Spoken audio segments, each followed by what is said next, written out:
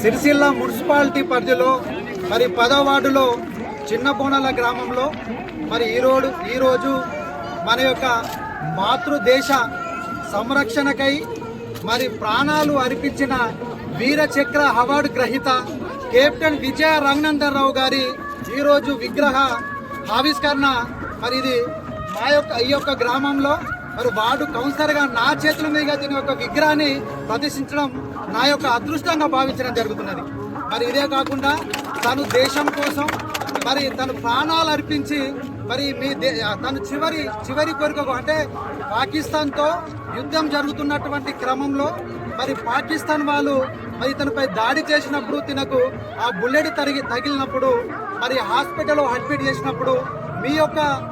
చివరి కోరిక, మీ కుటుంబానికి సంబంధించినటువంటి మీకు చివరి కోరిక ఏంటిదని చెప్పి మరి అప్పుడు ఉన్నటువంటి భారత ప్రభుత్వం తనని అడగగా మరి తను ఏమని చెప్పి